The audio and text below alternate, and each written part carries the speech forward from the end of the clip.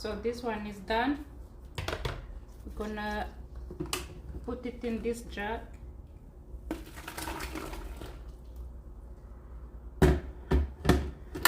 This blender is Ninja. I bought it in a Costco.